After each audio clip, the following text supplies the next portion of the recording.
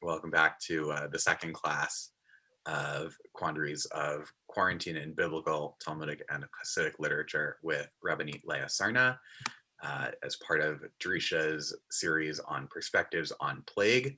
We have 8 classes that are going on between now and Shavuot related to different perspectives, historical, text-based, philosophical, related to different ideas of plague, quarantine, and how we address them in Jewish tradition. So this class is led by Rabbanit Leah Sarna, who is the Associate Director of Education, Director of High School Programs for Drisha. She's previously served as the Director of Religious Engagement at Anshe Shalom B'nai Israel Congregation in Chicago, and has her smicha from Yeshivat Maharat, as well as a BA from Yale University, and has learned... Where I hung out all the time with a certain Michael Fraud. Yes. She's also learned at Migdal Oz, Drisha, and the Center for Modern Torah Leadership. The focus of this class is thinking about the different models that we have for solitude in Jewish tradition. Miriam being sent out of the camp, the high priest quarantining in advance of Yom Kippur, Rav Anan sitting in a box to study with Eliyahu the prophet, Rabbi Shimon Bar Yochai and his son learning Torah in a cave, many others. And so the question becomes, is solitude a punishment and torture, or is it a privilege and a treasure, or somehow is it a combination of all of the above? So last time we started by looking at some different biblical models for quarantine, and this week we are going to be moving on and picking up with some more biblical sources as well as some rabbinic sources. And I'm going to turn it over to Rabbanit Sarna to get us started with our learning. Hi everyone, I hope you all had beautiful celebrations of Yom Ha'atzmaut today. You can tell I'm still in my Kachol Levan. This is my first public appearance of the day, so I basically put it on this morning just so that you could appreciate it. But really, at Drisha, we love Yom Ha'atzmaut, or like I'm gonna make this like weird transition from like this super happy, exciting day to my kind of downer topic. But one of the reasons why we're going to dig into the aspect of quarantine that I want to talk about today is that it's actually a little bit like less downer than it could be. So maybe that will kind of like ease the transition out of Yom Ha'atzmaut a little bit. But that said, like I think this is yet another holiday that in normal years we would be going to a big gathering, or maybe if you have a kid in school, you would be going to something school-based for them. And that was, yet again, even as we're sort of, like all getting vaccinated and things are starting to look up, but there's still really a good amount of loss involved in any of these holidays. And that's part of what we're talking about these days at Drisha. So all that by way of introduction. For anyone who wasn't with us last week, I do just want to recap a little bit because one of the things I really emphasized last week is that all this is kind of going to be building up to a question that's put forward, or that's raised by even the existence of some of the Hasidic writing about this practice of Hitbodedut, of kind of purposefully being in solitude. And Rabbi Nachman really, we'll look at Rabbi Nachman in our fourth class, and what Rabbi Nachman writes about is like how awesome solitude is. And we'll see that actually within our tradition, that's sort of a complicated thing to say, and that solitude actually plays like a whole host of different roles. Last week we looked at two sort of, and kind of set them up as like polarities almost, that we looked on the one hand at the Miriam, so that's the days of the kind of priestly inauguration, and they bring all these sacrifices and do all this kind of amazing ritual stuff.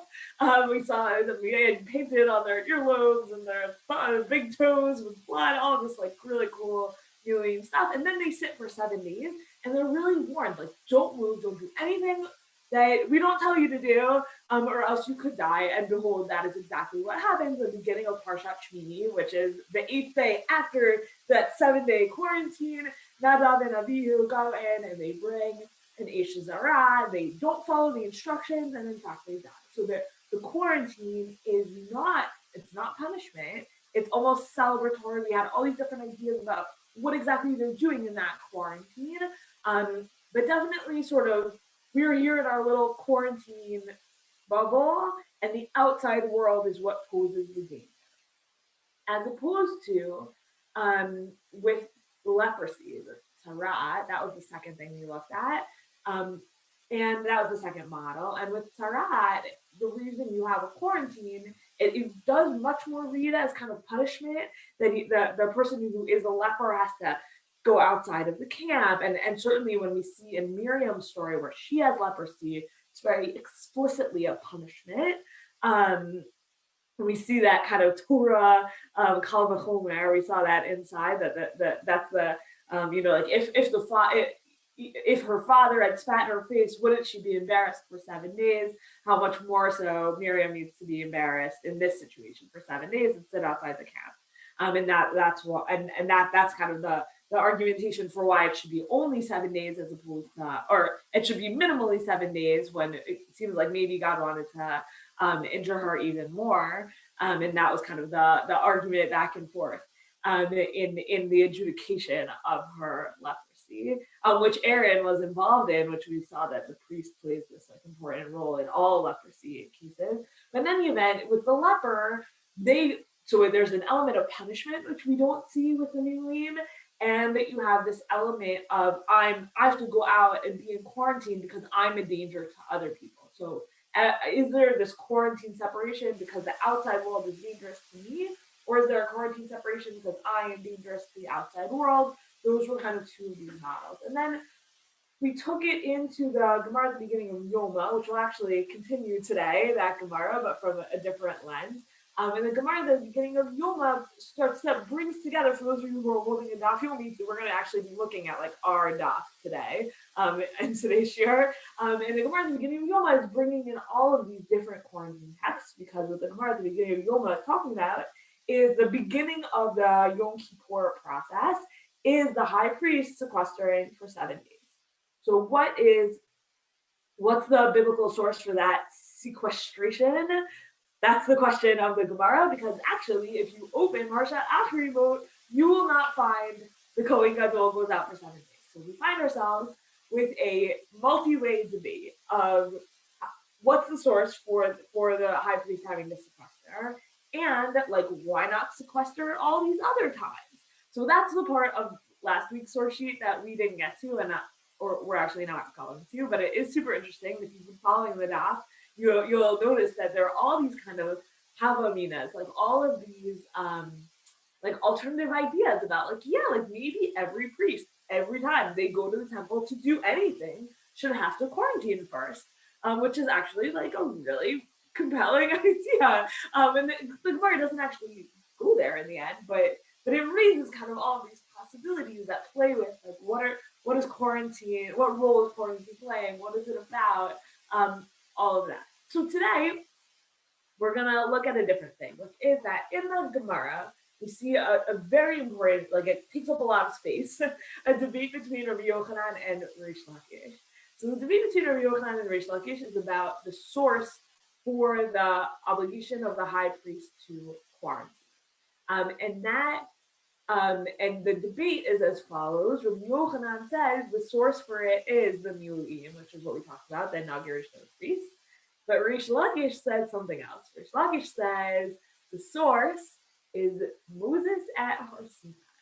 And if I said to you, tell me the story of Moses at Har Sinai, I don't think you would tell me, and then Moses quarantined. I don't think you think of quarantine as part of the story of Har Sinai. So that's what we're going to look at. We're going to dive into Reish Lakish's position. That's the first thing we're going to look at. And then we're going to look at, Yehudis actually brought this up in the Q&A of last week's class, which is, what about Elijah? So we're going to look at, from there, we're going to go to another recreation of Mount Sinai, which is Elijah. And then we're going to go to the story of Rabbi Shimon Bar Yochai and his son, and we'll see that there Elijah makes an appearance. So we'll kind of have Sinai to Sinai plus Elijah to maybe another Sinai plus Elijah happening with Rabbi Shimon Bar Yochai. So that's our mahalach today. That's what we'll be doing in this class today, and hopefully we'll have some time for conversation and for questions. The other thing that I said last time, which I just want to kind of emphasize again, is that for me, like, we're not just looking at these texts in order to say like what cool, interesting texts, which like they are, and I can't teach Torah any other way than to like always just be perpetually amazed by how awesome the Torah is. So that's kind of like what always comes out. But I do kind of hope that there's like a personal project here of trying to make sense of what we've been through, and that all of these different models, is it punishment? Is it, or is it actually preparation? That was really what we kind of dug into last week. And I wonder what we'll see today in terms of like, what are the characteristics? Okay, first of all, we'll have the like hermeneutic question of like, did Moses actually quarantine? And we'll see that the Talmud itself doesn't come to an agreement about that. But certainly Rish Lakish really believes it. But then we'll see like, what's the purpose of that quarantine, and can we find some resonance in it into this experience that we've been having these past year plus at this point. So that's kind of the project, and definitely feel free to chime in with questions. When I'm going to share my screen, and when you're sharing your screen, it's very hard to see the chat. So I might like pause and invite questions at certain times or things like that. Definitely feel free to also just like pipe in if there feels like an appropriate moment for that. Okay, here we go. So the first thing before we get to Rish Lakish, we have to kind of see inside like the material that he's playing with. So one of the hard things about the story, one of the hardest things about the book of Shemot in general is Exodus 24. And that's the locus of that big debate between Rashi and Ramban about whether the Torah is written in order or not, meaning like, is the Torah written chronologically or not? This is where that debate comes up.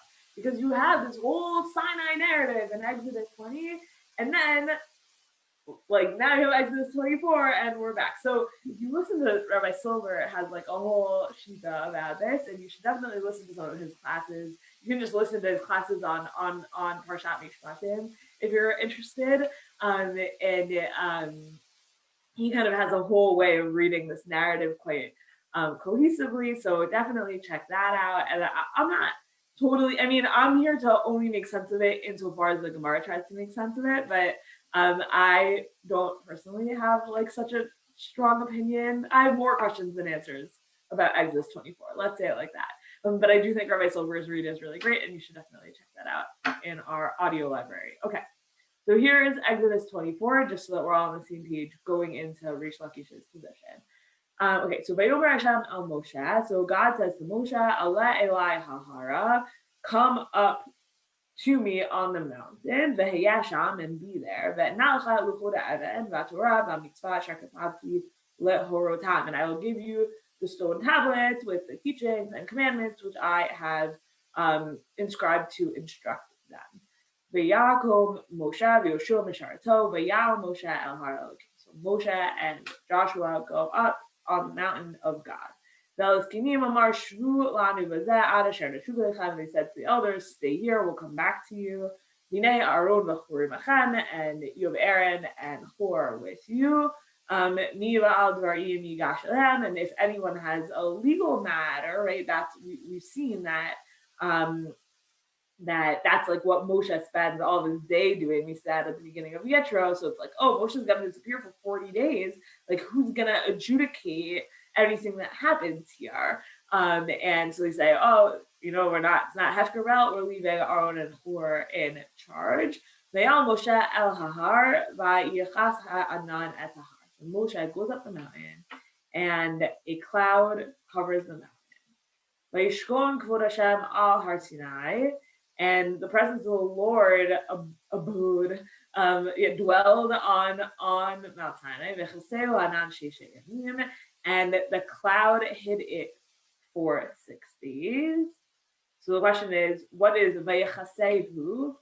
The cloud hid the mountain. That's in some ways the easiest read, right? Because that's the most recent possible subject for that pronoun, right? Vishkon kvod Hashem al har Sinai, Vayechasehu, meaning potentially Har Sinai. But we had just seen the verse before that, Vayal Moshe El Har that Moshe went up the mountain, and then the cloud covered the mountain. So when the cloud covers the mountain for 6 days, is Moshe in that cloud or not?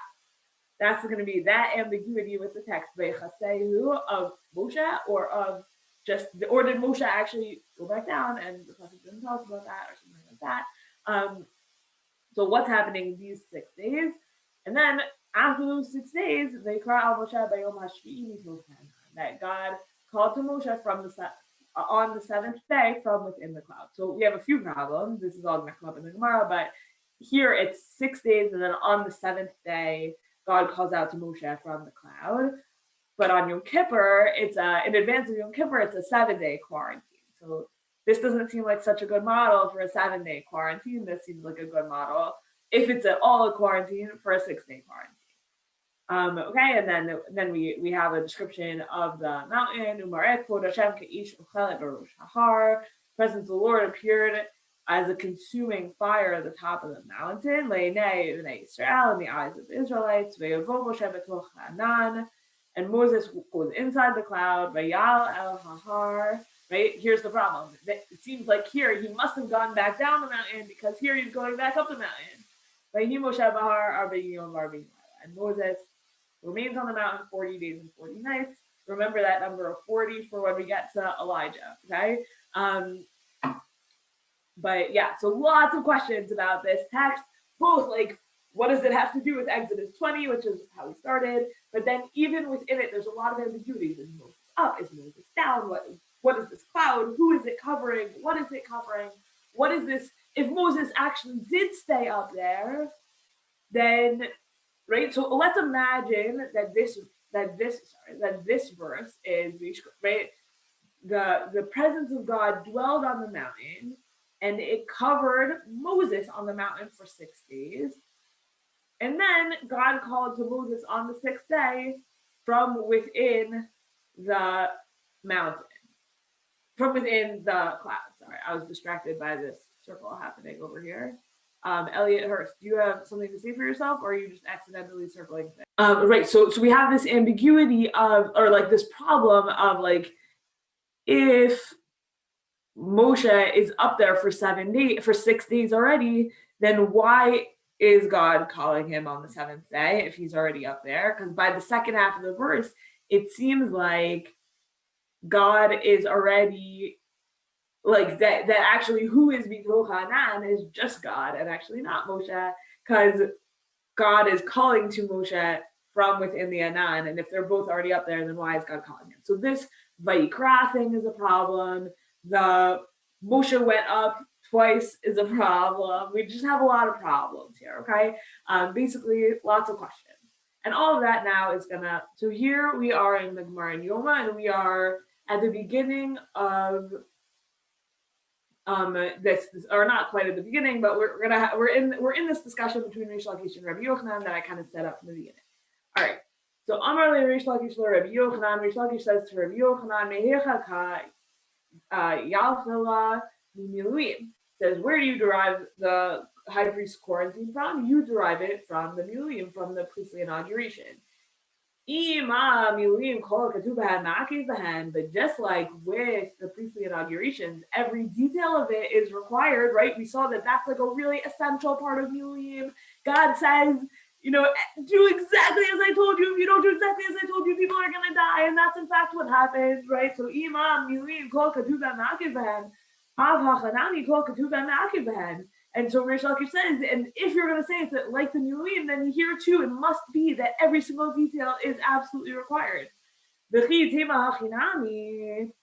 if you say that, and continues Rish Lakish in this question, if you say that's the case here, but here's the problem, says Rish Lakish. It says that we put a second priest, like a backup one, in case something happens to the high priest. We establish who the skan is, who's the number 2 guy. But we have this number 2 guy, he's established as the number 2, but we don't sequester him. And if the quarantine is essential, then you would obviously need to sequester him too, or else he would not be fit to actually do Yom Kippur, because if it's like Miriam, then there's no optional component. Like in the Miriam, nothing is optional. Everything needs to happen exactly perfect. If Yom Kippur is like that, which it seems like it kind of is, right? Like Yom Kippur and Miriam is a very good comparison, in the sense that, like, of course, Yom Kippur is this like very high stakes phenomenon. So right, that seems right, but we have a problem, which is that this quarantine, this sequestering, does not seem to carry to the number 2 high priest, who might then have to do the thing on Yom Kippur. Okay, and if continues Reish Lakish, if he says, well, what does it mean we establish like a number 2 guy? It means that you also have to sequester. Then it should use the same language for both. Like you can't argue that, because it should use the same language for the high priest and his deputy. Either establish both of them or separate both of them, but don't use different language, because that makes it seem like we treat them differently, right? Okay, good question, Rish. And Rabbi Yochanan comes back to him and instead of defending himself, right? That's always fun when people answer a question with a question instead of defending themselves. They go on the attack. And all that tells you is good question. Rabbi Yochanan says back here, okay, fine. So where do you get the halacha of sequestering from? Amar. Reish Lakish replies, Mi Sinai, I get it from Sinai. So this is the part that I'm interested in. Dichtiv, Vayishkon Kavod Hashem al Har Sinai, Vaychaseu Anan Shishi Yamim, Vayikra al Moshe Bayom Hashvi'i. So this is our verse. The glory of the Lord came down on or dwelled on Har Sinai, and the cloud covered him/it for 6 days, right? Either Moshe or the mountain for 6 days, and God called out to Moshe on the 7th day. Since it says that he called out to Moses on the 7th day, why does it have to say that the cloud was there for 6 days? Meaning it could have just said, and the cloud covered the mountain, and God called out to Moses on the 7th day, right? Like you could just delete that explicitly stated 6 days, and the sentence and the pasuk would still make sense. And that's always a problem, or like not a problem, but it opens up interpretive possibilities anytime you have a potential redundancy in a verse, right? So because the verse did not need to specify 6 days, because we all know that between 0 days and 7 days there are 6 days. The fact that it says 6 days explicitly, it must be coming to teach us something. So my Shisha Yamim,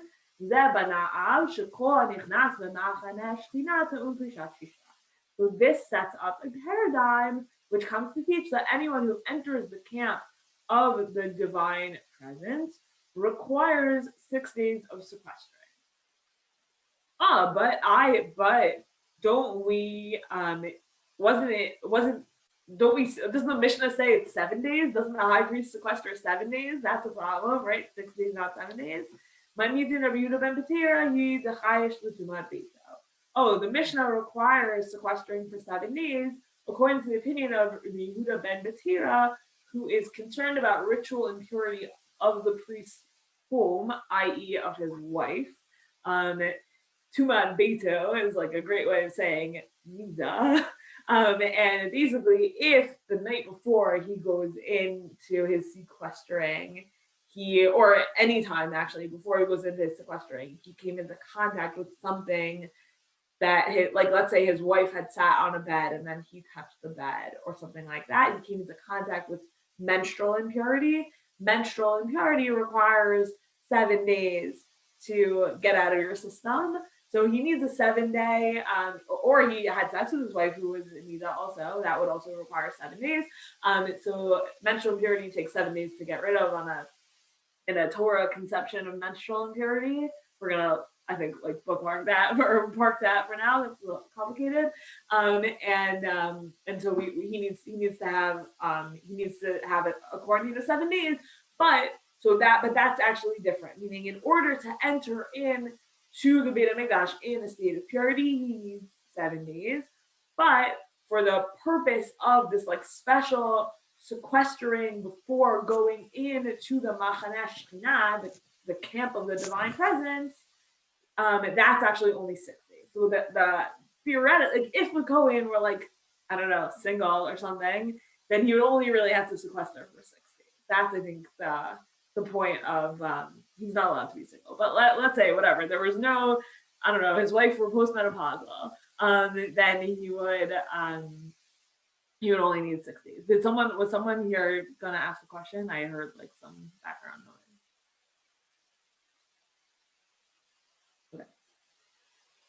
So here's Rabbi Yochanan's response to I want to keep going. Okay, but anyway, so we're gonna skim through this a little bit. But Rabbi Yochanan says back to Reish Lakish, hold on, it doesn't really fit because on Miluim they would sprinkle the Kohen every day for 7 days, and in our situation also they would sprinkle. But at Sinai they didn't sprinkle. How can you learn it from Sinai? And Reish Lakish says, no, that's a bad argument because in the Miluim they would sprinkle with blood, and before the Kohen Gadol goes in, they would sprinkle with water. And then they say, oh no, but water comes in as a nice replacement for blood. But still, right? Rabbi Yochanan's still driving the point. Where is the sprinkling of anything at Sinai? And he says, oh, that it's just it's not actually required. Just like the 7th extra day, not actually required. Sprinkling is not actually required. It's just a mala ba'alma. It's just a higher extra standard. All right, so now we're going to have a breita taught in accordance with both opinions. So the Gemara now brings in a breita in accordance with Rabbi Yochanan, and then I'm going to skip it. And then now we're going to see the breita in accordance with Reish Lakish. This is the part that I think is quite interesting. So, and it's very beautiful. In our daf, there's all of these breitot, like it goes on this whole tangent about Har Sinai. Definitely learn the daf, check it out. But here we go. So Tanya Kavate de Reish Lakish. We have a breita in accordance with the opinion of Reish Lakish. Moshe Allah be'anan, v'nit kasa be'anan, v'nit kadesh be'anan, כדי לקבל תורה לישראל בקדושה, שנאמר וישכון כבוד השם על הר סיני. So we have a breita that supports the opinion of Reish Lakish, and this breita is an interpretive breita of the verses. So it says Moses went up in a cloud and was covered in a cloud and was sanctified in a cloud in order to receive the Torah for Israel in a state of holiness, not purity, holiness. Shenamar v'yishkon kvod Hashem al har Sinai, as it says, and the glory of the Lord abode on Mount Sinai. So let's just pause here for a second, because then we're gonna get into like the time chronology argument. But I do just want to focus on this for a second, because if you think that this is the quarantine model that inspires the high priest quarantine before Yom Kippur, which then we said before, this beautiful language of Reish Lakish, that anyone who wants to enter into the Machaneh Shekhinah, the camp of the divine presence, needs to quarantine for 6 days. That was the language of Reish Lakish. That's his position. And here we have this break that describing what that quarantine is. It's going up in a cloud and being covered in a cloud and being made holy in a cloud. And what, like, this image of being inside of a cloud, I think is like a very powerful image. And remember that for the people who are writing this breita, they're not imagining like I think for us, when we think like, oh, he was in a cloud, we're imagining like being in an airplane inside of a cloud. I don't know, at least for me, like that's the first thing that comes into my head when I imagine being inside of a cloud. And for them, I think it must have been fog, right? That must have been like the image in their head of this like, oh, I'm in this like totally normal place that I'm normally in, and now all of a sudden it looks different and it's harder to see things, and it's, but what's the experience of fog? The experience of fog is that you can't see a person who's 2 feet away from you. The experience of fog is isolating, actually, in a certain sense. I see you had this 1 second. And then it has this and to have that as an image of sequestering, or that is an image of quarantine, I think is very interesting and very powerful. And that image of like, it has this kind of makes everything holy, which I think if you see the right kind of fog, you can kind of like get a feel for what that is, right? That everything that you used to know now all of a sudden looks different, and maybe it has this kind of like aura to it, and it looks it looks a little bit like hazy in a certain way, and that's what kind of holiness looks like, and that fog has this power to, on the one hand, like isolate, separate, sequester, create these kind of physical boundaries, right? That's also a role that the clouds will then go on to play. I mean, have already played since they left Egypt, and will go on to play the whole time they're in the desert, of the Ananei HaKavod, right? And there's all of this like amazing midrash about what the clouds of glory did in terms of their protection that they offered the Jewish people while they were in the desert. But what does that protection mean? That also means, like, again, this like dividing capability, that you know, like, it separates me from you via this like protective cloud, but right, so that's also wrapped up in our sense of like what clouds can do, but they do it by means of also making everything holy. And also, of course, that holiness in our tradition is very wrapped up in separation, and then to see fog and cloud as this vehicle for that, I think, is a very kind of beautiful image to tap into. Okay, you had this, go for it. So I just had an association. Well, my Haftorah, my birth is second day of Sukkot, and the Haftorah is from Malachim Aleph about the first Beit HaMikdash. And there's a pasuk, I think it actually starts, Ozamar Hashem lishkom ba'arafel. And the cloud actually covered. And there was a sequestering, I think, for 14 days, actually, 2 periods of 7 days. So interesting parallels. Totally, yeah, and that's the same, meaning that they're drawing on that same material here, obviously, too, meaning like that sequestering for 7 days, that's Miriam happening for the Beit HaMikdash. Yeah, totally. Yeah, right, and I mean, and we have clouds all over the place in terms of Sinai also, and then Moshe Nigash Ela Arafel Kisham Elohim, right?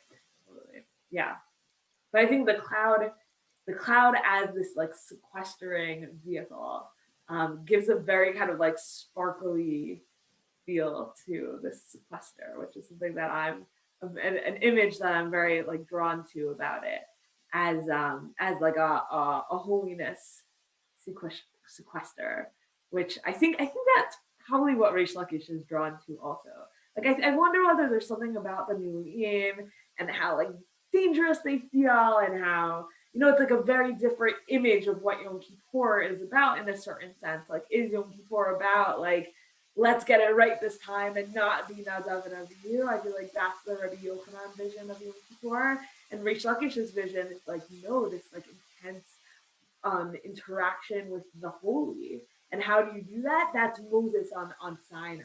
That's Moses at the top of the mountain, and in order to get there, you have to spend 6 days in the cloud. And that's what it is to sequester. It's spending time in the cloud, which is just, I think, just such an incredible image of what quarantine could, at least in theory, be like. Okay, so then just to go, I know I've spent enough time talking about the cloud. But where does this happen chronologically? So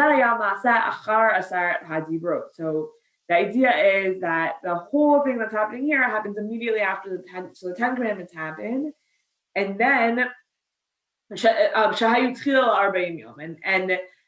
the 10 commandments are before the like 40 days of Moses being on top of the mountain. So the 10 commandments happen. Moses is called up the mountain. He sequesters there in this cloud for 6 days, and then he's taught the whole Torah, and that's the beginning of the 40 days, according to Rabbi Yossi HaGalili. And Rabbi Akiva says, no, it's a different order. Rishkon Kvod Hashem Mirosh Chodesh. Like, God is on the top of the mountain from the beginning of Sivan. Bechaseu Ha'anan Lahar. Right? He reads it differently. The mountain, the The mountain is what is covered by the cloud. Vayikra al Moshe, God calls Moshe, and by the way, not only Moshe is called by God to be present for the Ten Commandments, but actually the whole Jewish people are sitting there. And it's not that like Moshe then goes and does something different from what everyone else is doing at that point, says Rabbi Akiva. No, like Moshe is just there with the people, but God calls out specifically to Moshe to give respect to him.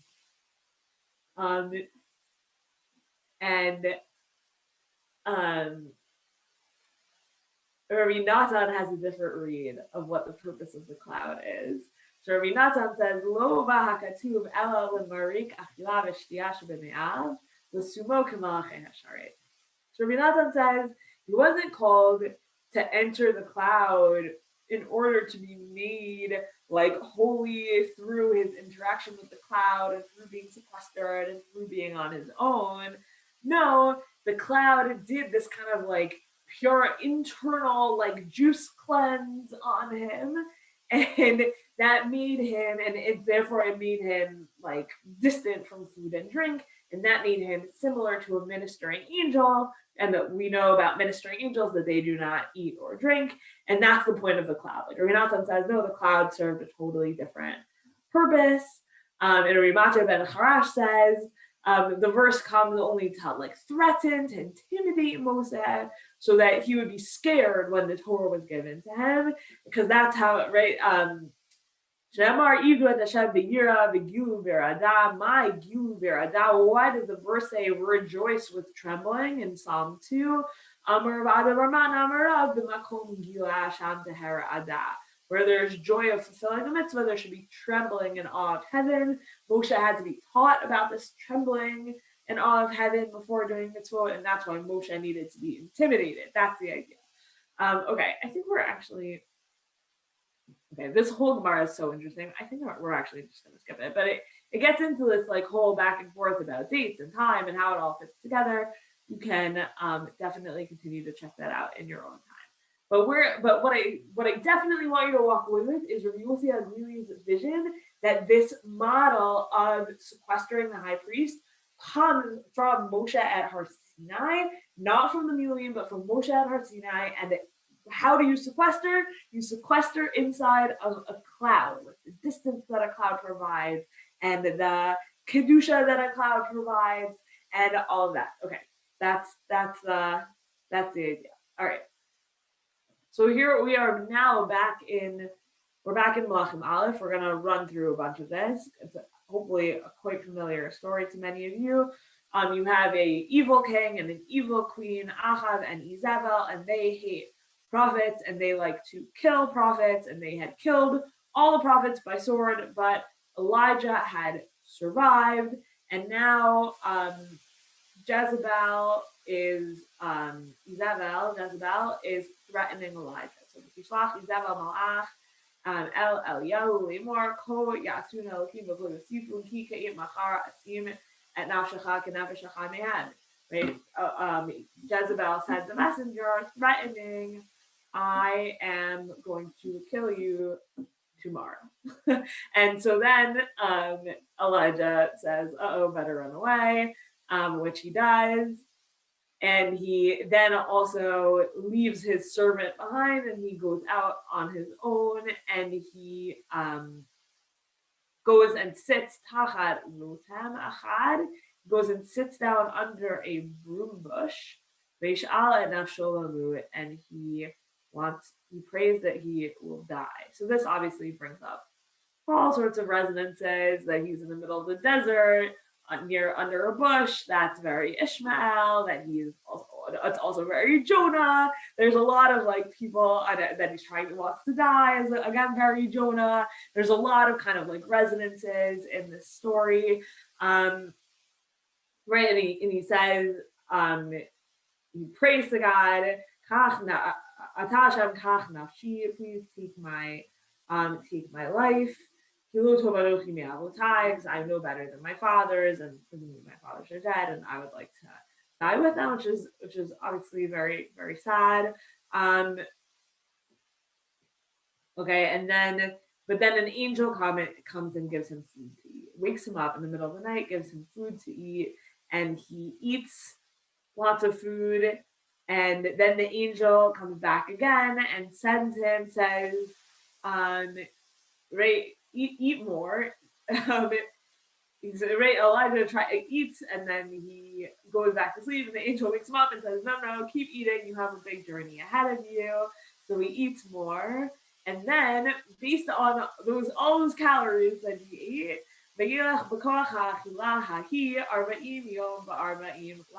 goes, and on all of that food alone, he then goes on a 40-day and 40-night journey. So just like we saw Moses, we saw that like all the food needed to be like worked its way out of Moses' system, and Moses, like the Torah says that Moses didn't eat on the top of the mountain for the 40 days and 40 nights that he was there. So too here we have Elijah on a 40-day and 40-night journey with which he does not eat during it. We don't see like Moses kind of like bulking up in advance of his time on the mountain, but we do actually, there is discussion of that in Masachet Yoma for the high priest of like when he's supposed to eat and when he's not supposed to eat, when he's supposed to eat a lot and when he's only supposed to eat a little. So this kind of attention that the angel gave to Elijah, that does get carried over into the Mishnah of Yoma. But where does Elijah go after his 40-day journey? He gets the Har HaElokim Horev. So he is now at Sinai. So in case the parallels were not already, screaming at you, here it couldn't be more explicit. And he goes there to a ma'ara, to a cave. Vayal Sham, and he sleeps there. There's a lot of Elijah sleeping. He is like one of the sleepiest prophets. And then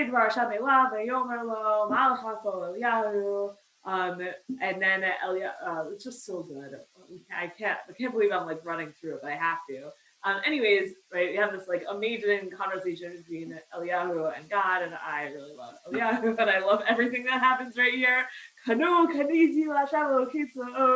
All right, he's so angry. I'm a zealot, and it's not getting me anywhere, and I'm all alone. But they're trying to kill me, and I'm also kind of trying to kill me, and I'm all alone, and I hate it. And then he has this and then he has his Har Sinai movement, his 10 Commandments, his coming into the Machaneh Hashkinah, as some people put it. And that is when God says, go stand at the top of the mountain. Right, he gets called by God the same way that Moses gets called. And then God passes over him. But God is not in this, right? Lo Baruch Hashem, Lachar Ruach Rash, Lo Barash Hashem. God is not in the strong wind. God is not in the loud noise. God is not in the fire. But God is in the Kol Mamazakah. God is in the small sound. And that's an important learning for Elijah and maybe for all of us. Anyways, okay, so then we have, and again, like I think what I want to bring out here is that it does really tie into this, like, where do you come into contact with God?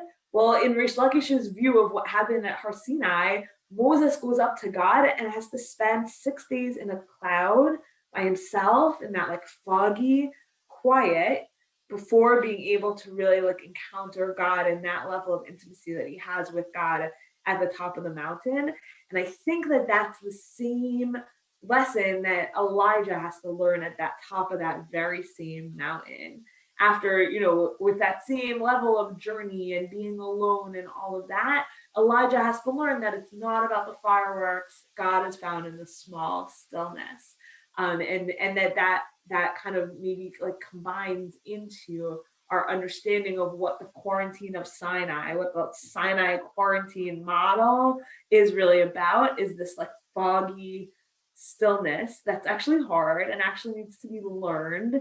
And God is really like kind of explicitly didactic with Elijah here about it, in a way that God wasn't with Moses, meaning God just calls up Moses just goes, and just takes the experience as it comes. But there's a lot of difference between Elijah and Moses as characters, and they probably needed to be initiated into this like stillness model in quite different ways. But after Elijah has this kind of encounter with God and this learning moment about stillness, he is really able to like get up and go on his way and continue or like round out his job, which is and even actually like potentially finish out his mission, which is to like eliminate or like attempt to eliminate Baal worship from the people.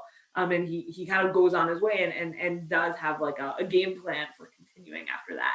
So from this really low place of sitting under a bush, almost like Ishmael-like or Jonah-like, with just wishing, like being with his suicidal ideation and wanting to die, he then has this like tremendous learning experience through his Sinai experience with God, and coming to appreciate this like stillness of interaction and the smallness, and then can kind of finish out his mission. And he has a lot left to do, which we're gonna skip here. Okay. I'm so sorry. I'm like running through all this amazing stuff, but hopefully either you'll take the time to sit with these texts again, or you've never seen them before and you'll sit with them for the first time. But it's all just trying to like really drill into this like Sinai model that I think we see resonances of in other places as read through the lens of Rish Lakish. So that was the first resonance of it. And here we have this famous story of Rabbi Yehuda, Rabbi Shimon, and Rabbi Yehuda, Rabbi Yossi, Rabbi Shimon, Rabbi Yehuda ben Gerin sitting around. They're talking about like, are the Romans good or not? And basically, Rabbi Shimon Bar Yochai says like, no, they're really bad. And then someone rats him out to the Romans, who then want to come and kill him. So he has to go. He takes his son and they go and hide. So first, we're gonna skip this too. But first they go to the Beit Midrash, and then they don't feel safe because they think maybe like our mother/wife who is bringing us food will be compromised, and so we have to go somewhere else. So they go and sit in a cave. So again, this is already like Elijah land. Like we saw Elijah gets to Horeb and goes into a cave. So here we have Rabbi Shimon Bar Yochai. He's also in a cave. And they have miraculous food, which happened also to Elijah, right? Elijah's in this like pit, and the angel comes in and he's like, here's food for you. Eat it. You're going to need it. It's going to have to last you for 40 days. Here we have, again, we're going to have Yidrachish Nisa, Ivrelu, Haruva, Ve'ena Demaya, right? So we have miraculous food again, a carob tree, and a spring of water. And then we have, what did they do all day? They would remove their clothes, sit covered in sand up to their necks, and they would just learn Torah all day long inside their cave together. When it was time to daven, they would get dressed, cover themselves, and daven, and then they would take them off again because they were being just super careful that their clothes wouldn't get so tattered that they wouldn't have anything to daven in. I think that's the implication. And they actually sat in that cave eating carobs and water in the cave, Tresar Shane B'Marata, for 12 years. They're sitting in their cave together for 12 years. So if you thought, Elijah's 40 days was a lot, guess what? Rabbi Shimon Bar Yochai is sitting there with his son, learning Becharuta for 12 years in their cave. Thank God it does not look like we're going to have 12 years. Atal Yahu, and then Elijah makes his appearance, as I promised you he would. And he stands by the entrance to the cave. And Amar man lo de'ela Bar Yochai demit Kesar u'batil deserte. And Elijah asks himself a rhetorical question: Who will inform Bar Yochai that the emperor died and his decree has been nullified? Great. All right. So now they learn we can go out. Nafku, they can go out. Chazu inshe deka karbe vizari. They emerge from the cave. They see people are plowing and sowing their fields, and they say to themselves, "Hold on, we just survived in this cave for 12 years learning Torah full time. Who has to do this? These people are abandoning the eternal life offered by Torah study and engaging in temporal life for their own sustenance. And any place, and then, right, and this made them very angry. They were very critical of everyone who hadn't been in their little quarantine pod, which, by the way, I know I did much more of this last week, but I think it does bear noticing. Like, I feel like this has been a time of a lot of people judging other people for behaving in ways that are different than how they in their pod or they in their home are like observing quarantine strictures. So I feel like this same and a lot of this like side eye that we're about to see has become like a very difficult part of our culture. Because on the one hand, like that level, we feel like being critical and pointing out like they do this and I don't do this and I do this and it's going to keep me safe. But if you're Rabbi Shimon Bar Yochai, then the stakes are also really high because it's like engaging in Torah is Chaye Olam, is this eternal life. And like, of course, you have to be so judgmental of anyone who's not doing that because that's like the most important thing ever, which obviously the Torah is, but I don't burn people out with my eyes who don't learn Torah as much as I do. But sometimes we do burn people out with our eyes when we see making really risky COVID decisions. So anyways, but it's not exactly the same, but it is like a kind of a resonant like moment where right, but they have this power and I don't. Anywhere that their eyes would rest would immediately be burned. Yatzda Batkol, but here's the important point. A heavenly voice comes out and says to them, Amar Lahem, Lahachriv Olami Yatzaten, did you come out of the cave in order to destroy the world? Chizru Lamaramchem, go back into your cave. So on the one hand, right, there's something like very like relatable about this, like being super judgmental of other people who don't make the same decisions that you do. And on the other hand, the Gemara or like the Batkol, God in the story, right, is very critical of them. Like, no, you are doing something dangerous. You're destroying the world with your judgments of other people. Go back if you're gonna judge people like that. Go back into your cave. Go back. You're not ready to come out of your quarantine yet, and they go back, and they sit there for 12 months, and they say to themselves, "Mishpat Rishon beGehenna 12 chodesh." The wicked sit in hell or purgatory or hell, whatever, for 12 months. We're gonna come out for 12 months. So at the beginning, clearly here, right? Clearly, this cave is punishment for them.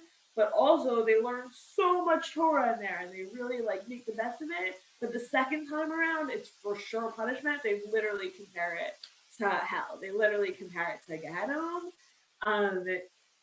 Okay, so now the Batkol comes back and says, okay, you're ready. The Batkol comes back, the Batkol Amra to Umi Marachan.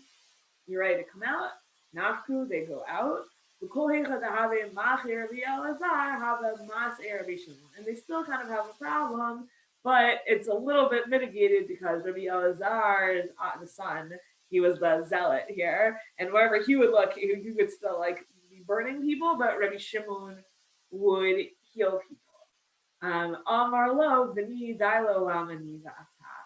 And Rabbi Shimon said to his son, you and I, the Torah that you and I learned together, or that you and I learned in the cave, is enough to sustain the entire world. Meaning, like, if all these other people aren't learning Torah sufficiently, that's okay, because we're actually enough. Our decisions are enough to kind of undergird the entire world. And then it kind of gets proven to them, like how much the world is okay. Because they see this man like decorating extra for Shabbat with his myrtle branches, and eventually they say, right, he says, right, and then you have Rabbi Shimon Bar Yochai saying to his son, Chazek hama chavivin mitzvot al Yisrael, see how beloved mitzvot are to Israel, itiva da'atayu, and both of their minds are put at ease. But we see this is an amazing like end to this story. that there were real kind of like bodily ramifications for them from this quarantine. So not only are there these like intense social ramifications that they can't like be around other people and that they're constantly processing their experience together, but in addition to those like very intense social ramifications of this time that they had in the cave, almost like reliving Elijah, but not exactly learning like Elijah's message from the cave.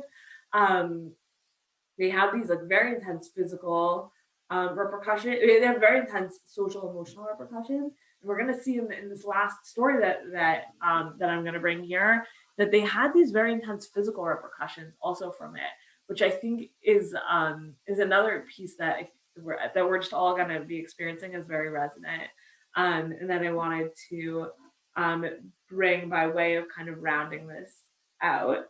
And then we'll tie it together. So here we have just Rabbi Pinchas ben Yair, who is their Rabbi Shimon Bar Yochai's son-in-law. And he heard that they are out of the cave, and he goes to see them, and he brings them into a bathhouse, and he starts to tend to his flesh, and he sees that there's cracks in his skin, and he's crying, and then Rabbi Pinchas starts crying because he sees how much pain Rabbi Shimon is in the bathhouse, and Pinchas is oily wow, I'm so woe is to me that I have to see you like this.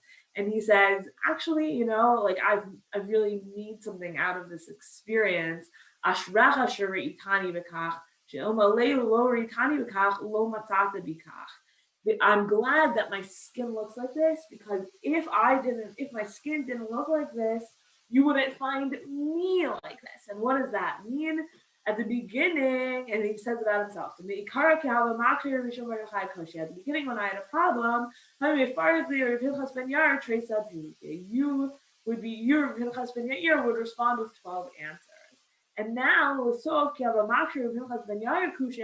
when you ask a question, I can answer with 24 answers. Okay, I think we're gonna actually stop. I mean, it goes on. It's very nice the end of this, but I think I want to stop here with this for now and just like try and wrap it together a little bit. We did a kind of a complicated journey here. So we started out with Rish Lakish, who says, why does the high priest have to quarantine before he goes in to do the Yom Kippur service? He does because Moses quarantined on his way to receiving the Torah. What is that quarantine? Those are 6 days that Moses spent becoming holy inside of a cloud. And that experience on Sinai at the top of the mountain, where there's a cloud that has come down and Moses is inside that cloud, and only then after those 6 days does Moses actually get the Torah. And so then we talked about like what is this idea of like quarantine inside of a cloud that makes everything and the whole world kind of glows and sparkles, but also you can't see 2 feet in front of you, and there's something extremely lonely about cloud time. Then we saw Elijah, who clearly is reliving Sinai and has in his Elijah way, or Elijah is quite different from Moses, but has the same kind of message of like there's something that can only be learned in this quiet, and God is only found in the quiet. And then we see that very same Elijah at Rabbi Shimon Bar Yochai's cave. Rabbi Shimon Bar Yochai, he knows about himself that he has learned an incredible amount of Torah in the quiet, but there's like something he didn't quite learn in it sufficiently. And so even after he and his son come out, they're like burning the world up with their eyeballs. God actually says, yeah, you didn't sufficiently learn everything you needed to inside the cave, sends them back in until they're ready to even begin to come out and be re-socialized. But they bring their learning with them, and they're grateful for their learning, even with the social emotional struggles that are on the way out, and even with the physical struggles, the physical trauma that there is on the way out of their quarantine. And so what I think is very interesting is that it shows us 3 different people, or whatever, 3 different models, I guess, of people who all had this kind of like Sinai-like experience of aloneness. And based on their personalities, They all did very different things with it, but they all came out with this like renewed capability of Torah teaching. Like Elijah before it literally is like, I am done, I'm going to die here under this bush. And afterwards he goes on and does all this useful important stuff. He passes on his mantle to Elisha, and he appoints a couple of kings, and like Elijah goes on to do some really serious stuff after that. Rabbi Shimon Bar Yochai goes on to teach the Torah he learned to other people and re-socialize and reintegrate. Moses obviously comes down and teaches the whole Torah to all of us, continuing to this day. So you have this like incredibly generative kind of quarantine, but that involves being separated from people, and the reintegration from those separations for all of them is really hard, and that the learning of that quiet is really, really important, but for especially for many types of personalities, probably my own included, very, very hard. So may we all be zocha to find some of that Sinai in our own quarantines in a certain way. And next week, we're going to look at one of my really just favorite, we'll be sticking with Elijah for one more week, and another Elijah-induced quarantine. And this will be the rabbi who had to sit in a box in order to learn in a chavruta with Elijah. So we'll talk about an even more intense potential model there. And then in 2 weeks, we'll look at Hitbodedut. So thank you all for joining. I'm happy to stick around. Sorry, I went over by 4 minutes. Happy to stick around and answer questions for another couple minutes. Thank you so much. Yeah, Elizabeth. Yeah, can I just ask, first of all, thank you so much for the class. I know it was like a lot. Oh, sorry, my son just started practicing piano. I'm sorry if that's. We can hear. Go ahead, you're right. Okay. Like always just like when I get off mute. Okay, anyway, so, okay, first I want to say that I decided to be a rabbi when I was like in a cloud in an airplane. So I just want to say that like, I think that I didn't even really like think about the Elijah story at all. So anyway, that's just a funny thing that happened a long time ago that I was thinking about when you're like, and it's in a cloud and that's so special. We think about an airplane, and I was like, yeah. Okay. Anyway, so that was like my like 14-year-old like revelation like a long time ago, like when I was at Frisch many years ago. But my question actually is really funny. I really didn't know what it meant to be a rabbi. I just like thought, oh, I could be a rabbi. Like, okay, even though I was in yeshiva, but I still didn't really know. Anyway, but what I wanted to ask is about the source. When he said, when Rabbi Shimon Bar Yochai says, like, if you wouldn't see me this way, like, then you wouldn't like that. You're ani. What did he?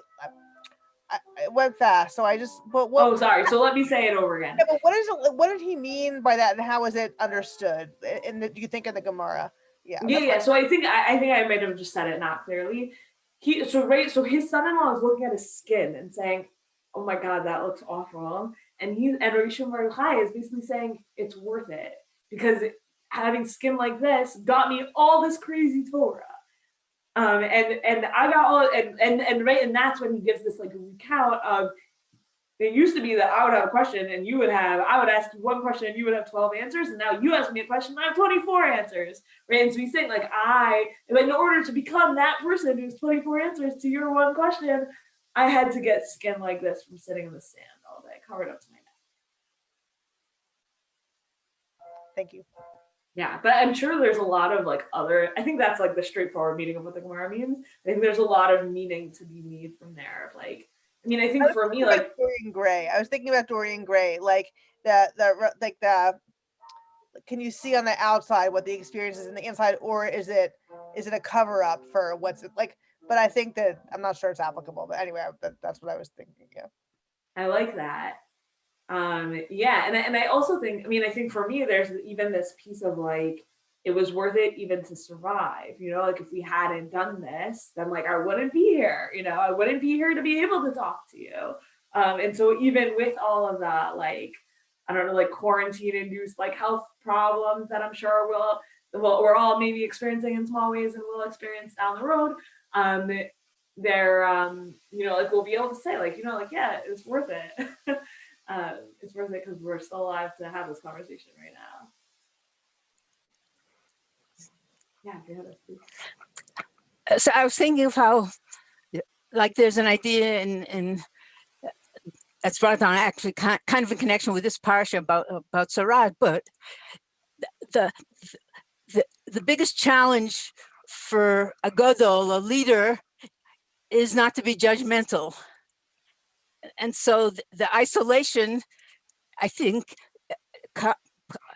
even Moshe back at the sneh, like he says, how B'nai Israel listen to me. So there's a little judgmentalness there, and both Eliyahu and Rabbi Pinchas Ben Yair, both like the challenge is, how do you go so high without remembering to be grounded, or to to face our more physical reality, and do what we have to do in this world.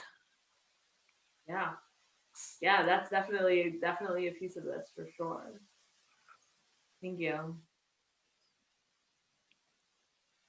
Okay, well, thank you everyone for coming. Have a great Shabbos. I look forward to learning Torah with you again next week. Thanks for bringing your Torah to the table too. Thank you. Thanks a lot. Thank you so much, Rabbanit Sarna, and we're looking forward to seeing everyone back here next week. Also want to make sure that folks have on their calendar International Women's Talmud Day on Sunday, April 25th. Rabbanit Sarna is going to be teaching for Drisha at 9:30 a.m. that Sunday as part of International Women's Talmud Day. So you can get more information about that and all of our other classes that are currently going on and that are upcoming on our website at drisha.org/classes. I also wanted to make a quick plug for our Drisha Summer Kollel, which is still accepting applications. Our priority deadline is tomorrow, but we are accepting applications on a rolling basis after that. So if you or anyone else you know of is interested in coming to learn with us over the summer, please check out drisha.org/summer kollel. I just put that in the chat as well. It's a great opportunity for people of all ages to come learn some Torah, and we would love to see you there. If you have any questions about either of those events or anything else coming up, please feel free to send me an email at fraade, FRAADE, @drisha.org. And thanks again to all of you for being here. Thanks again to Rabbanit Sarna for teaching. And hopefully we'll see you all next week.